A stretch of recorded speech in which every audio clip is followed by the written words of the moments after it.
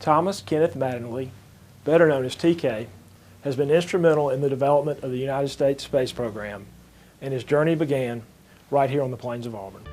One thing I would say about Ken Mattingly is that Ken Mattingly has the real right stuff. The real right stuff is someone who's in an airplane or the cockpit of a spacecraft and who is totally dependable, who is highly thoughtful, very innovative technically, very, very solid in terms of the skills they bring to bear. Mattingly's role in NASA's Apollo 13 mission was made well known by the film Apollo 13, in which actor Gary Sinise portrayed Mattingly, who was originally designated to be the command module pilot for the mission, but was grounded due to medical precautions for a condition that never developed. From Mission Control, TK played an instrumental role in helping the astronauts of Apollo 13 return safely home. He told me that, he said, you know, there were thousands of people rolled into that character. And I know that there were thousands of people that worked to bring that crew home, but I know that TK played an integral role in making that happen.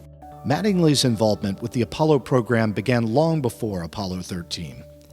His roles included aiding in the development of the Apollo spacesuits, planning of the Apollo 8 flight to the moon, and helping to organize Apollo 11, which led to the program's first lunar landing. Mattingly would later go on to successfully pilot the command module for Apollo 16. He's only one of 12 men to have gone to the moon and orbited that moon.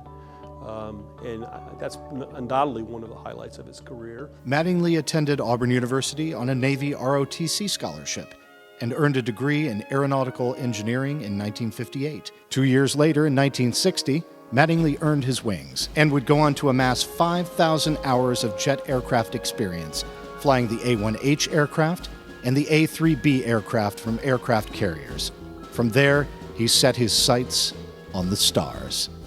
In 1966, Mattingly was honored as a distinguished graduate from the U.S. Air Force Aerospace Research Pilot School and selected as one of NASA's Original 19, a select group of pilots who would go on to either fly to the moon or fly shuttle missions.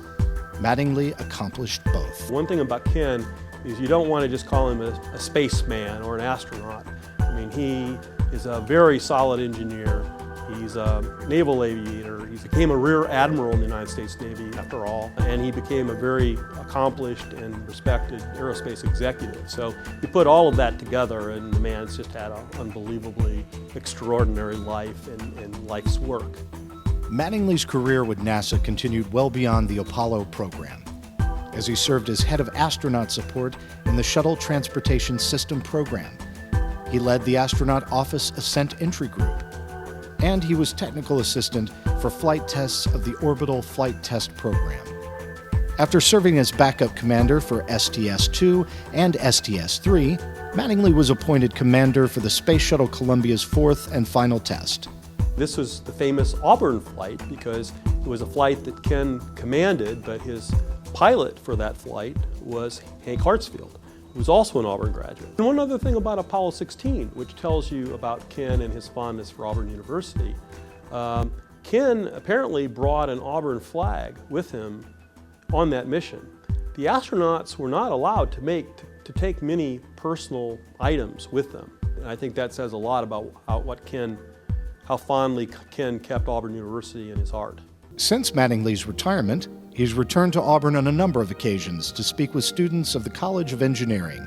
I think that he really has had an impact on students, and he has a love for students. And the engineering students really ask a lot of questions of him, and he loves to take the time to teach them and to impart his knowledge upon them. And I think that that's one lasting contribution that he's made to Auburn. Ken, I believe, comparable to Neil Armstrong, would probably say that first and foremost, of all the things he is, he's, in a professional sense, that he's an engineer. And he became an engineer at Auburn University. In terms of what Ken means to Auburn, I mean, certainly we have unbelievable respect and admiration for his life and his career. He really has a name recognition that would, and has more or less done the heroic exploits that really appeal to the American public. And, you know, for a dean of a college of engineering to have a grad like that, you can't get much more gratifying. Following his retirement from the Navy as a Rear Admiral in 1989, Mattingly continued his involvement with aerospace engineering within the commercial business environment. Mattingly took on such projects as developing commercial uses for General Dynamics' Atlas launch vehicle. He headed up the X-33 development program for Lockheed Martin, as well as becoming director of Grumman Space Station Support Group. And he has served as president of the Rocket Development Company, which is dedicated to developing low-cost commercial launch systems. He had real high management positions with real technical problems and issues to solve. He would not have taken jobs if they just wanted him to be the token astronaut on the board. I think his greatest accomplishments have been the continued promotion of the importance of America's efforts in space.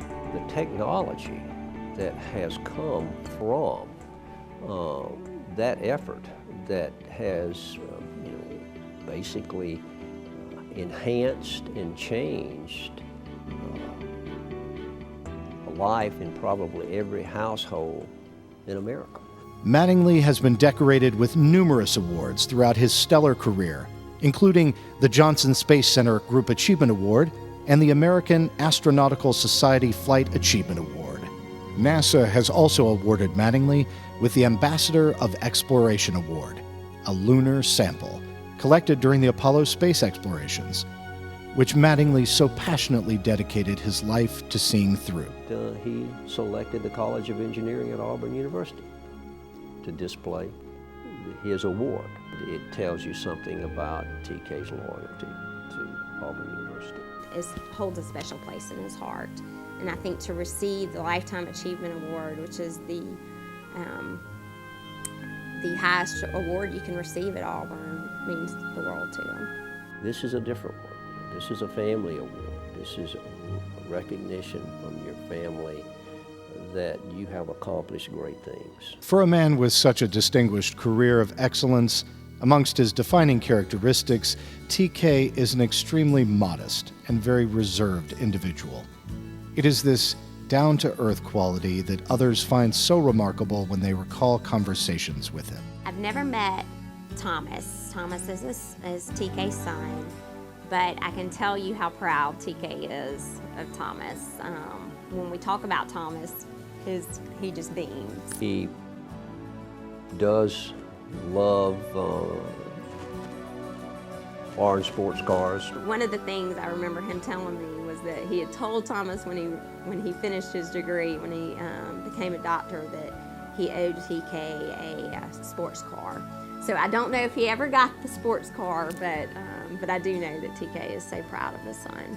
I don't think anybody ever questioned the dependability of Ken Mattingly. He's a very disciplined man, very, very strong work ethic, very driven. Some people, that they're driven by a passion for something. And I think that he's driven a passion for a successful space program. For a man who has reached into the heavens, his feet have always been planted firmly on the ground. From the humble plains of Auburn to lunar orbit, TK Mattingly has been an outstanding achiever. Ladies and gentlemen, we're so incredibly honored that he is an Auburn University graduate, and we believe in our hearts that his story is something that will stay with us forever and will be a motivation and a factor of stimulating young people to dream big and to never give up. Failure is not an option. Those are all elements of who Ken Mattingly is. So it's my pleasure to introduce to you an Auburn man, an Auburn engineer, an American astronaut, an American hero, Ken Mattingly.